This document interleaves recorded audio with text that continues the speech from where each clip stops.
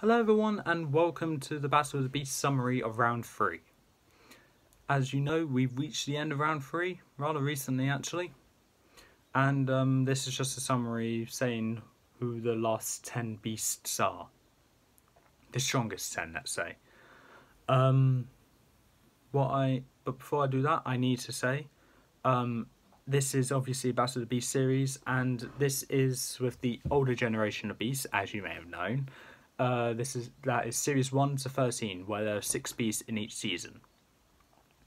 When I get my hands on series 24, along with series 22 onwards to 24, and upload the beast review from series 19 onwards to 24, or the present one, whenever I get that, I'll be doing another Battle of the Beast tournament, which will be the newer generation, which will have Battle of the Beast NG, standing for newer generation. And I'll change the title of these ones to OG, older generation. And when that one's done, I'll do a specials tournament, which will just be called Battle of the Beast Specials, or Battle of the Beast Legends, I don't know. Something that will stand out. And then when that one's done, and I'm completely up to date, if Series 25 of Beast Quest is out by then, which I should hope so, along with any extra specials, and I get my reviews done on all of them, eventually, I will do a Battle of the Beast tournament, which will have all of those books there. That will be over 100 competitors. So that will be interesting. Over 100 beasts participating in the tournament, and only one will win. That will be a very big tournament, and I'll be here all day. But that's the update I had to say. I was meant to say that in Crab versus Noctilla, but I may or may not have forgotten. Anyway, let's get into the summary. So we're going to start things off with numerically. So we're going with the first one through, and also the last one through from round 3 to round 4, Furno the Fire Dragon. In round 1, Furno was the slayer of Fang. Round 2, Linka. Round 3, Tremor.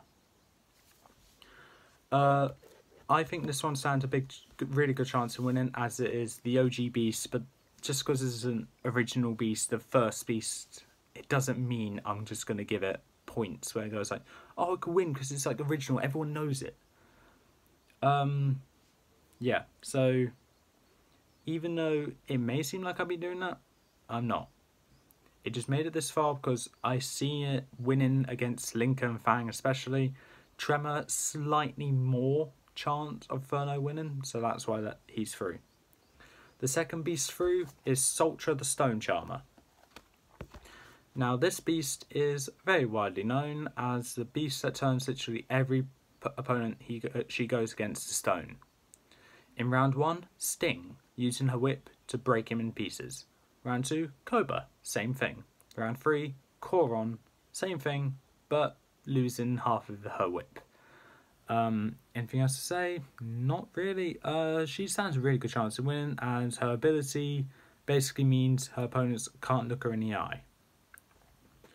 The third beast to make it through, and the only beast of Series 5 left, is Rock the Walking Mountain. In round 1, Rock killed Cayman. In round 2, Rock killed Tarok. And in round 3, Rock killed Merca. So yeah, pretty formidable opponent. Gonna be pretty hard to kill, but there are a couple of beasts that can possibly kill Rock. If Rock doesn't go against them, Rock will be fine. For the fourth beast that made it through, Crestor the Crushing Terror. Round 1, Crestor killed I can't remember. Let's go and check. In round 1, Crestor killed Stealth, was it? Stealth? Yeah, Stealth. Round 2, Crestor was the slayer of Komodo. And round 3, Crestor killed Lustor. So Crystal stands a really good chance of winning. His biggest weapon is not only his acid coming from his spikes, but also his head being used as a hammer or something, just hit his opponents and knock them to the side, which I think is a very useful ability, which can cause him to win the entire tournament. Halfway through, the 5th beast to make it through is Edic the Lightning Horror. This beast is one of the surprising beasts to actually make it through, in my opinion, because actually, yeah. What the hell? Are you hearing that? Oh my god. So that's why I don't like recording with my parents at home, because they have no sense of courtesy. Anyway, in Season 1, Edic was the slayer... No, Season 1, in Round 1, Edic was the slayer of... I don't know, I can't find it either. Round 1, Edic killed Israelia. Round 2, Edic killed Zephyr. And round 3, Edic killed Tusk. So thank you, Edic, for getting rid of one very bad beast, one mediocre beast, and one okay beast. Edic, I highly doubt will make it through to round 5, but for all we know, she might if she gets a good matchup. If Edic does end up going against Balisk, I do need to say that Edic would not get her lightning powers, but with any other beast, probably with the exception of Noctilla or Carnivora, she may not. She may get her lightning powers. I need to think about that. But that's only if the matchup happens, and Edic won't be going against Carnivora, because I've made it a rule that if a beast ends up going against a beast also from their series, they won't be fighting each other. Just ignore round 1 and one battle in round 2. Anyway, the 6th beast to make it through is my personal favourite to win, Carnivora the Winged Scavenger. Round 1, she killed Brutus. Round 2, it was Vespic, and round 3, Hawkeye. 3 very strong beasts, and Hawkeye is very aggressive in round 3. The reason why I think Carnivora can win is because she has a wider range of abilities, and to add along the fact she can fly and get out most of the opponent's attacks. Looking at it, I think her flying ability may not come in handy anymore, because all the other beasts can either shoot a beam that can hit her or can also fly. So Carnivora's flying ability may not help anymore, but depending who her opponent is, she may be fine, she may not be. The 7th beast that we're talking about is the last beast remaining from Series 8, and that's Balisk the Water Snake. This beast in round 1 was the Slayer of Solak, round 2, Slayer of... I should know this. Naga, and round 3, Killer of Hellion. So thank you, Balisk, you killed Hellion. Pretty obvious that one was going to win. Balisk is definitely, I said this before, I say it again, Balisk is definitely the most underrated beast here, and I think deserves to make it this far. I'm glad he's the last beast of Series 8 remaining. Series 9, the only beast remaining is Torpix the Twisting Serpent. Slayer in round 1 of Skuric, round 2 Slayer of Tagus, and round 3 Madara. So yeah, don't need to see you anymore. But anything bad to say about Torpix? No, like I really hate to say it because I absolutely love Torpix. I need to say that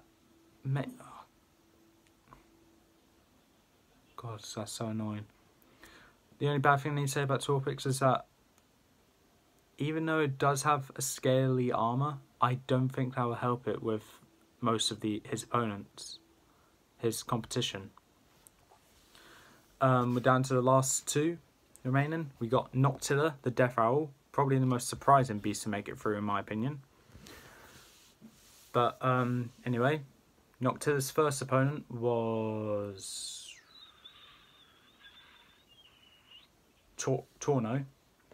Round 2, her opponent was I should know this. Vigrash, I think. Was it Vigrash? Yep. And round 3, it was Crap. I personally think she won't make it into the next round, but she might not. She might be surprising. Anyway, yeah. I don't think she'll make it through to the next round, as there are many other beasts that deserve to make it through. The only one that she probably deserves to make it through more than is Elic, but I don't think she'll be Elic. And now we're down to the last beast remaining, and the beast which lots of people hate me for making them win, for who he killed. Serpio, the Slithering Shadow, is the last beast in round 4. Serpio's round 1 opponent was Tecton, round 2 was Slivka, and round 3 was Silver.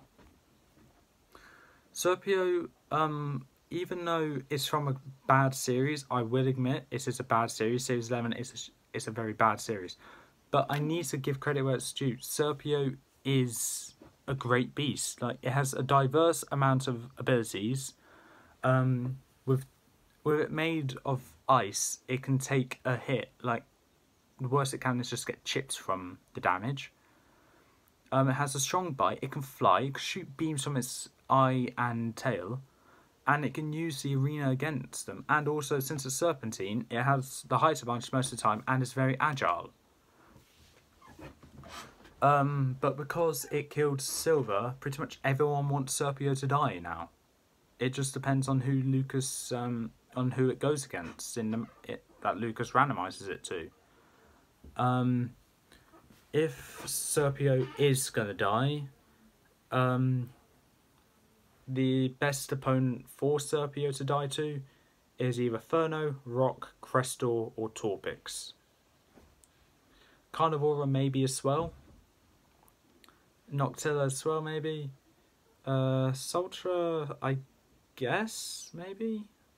Rock, probably. I think I already said that though. Elic, maybe not. And Balisk, maybe not. So the majority of the beasts remaining can actually kill Serpio. But it just depends who Serpio ends up going against.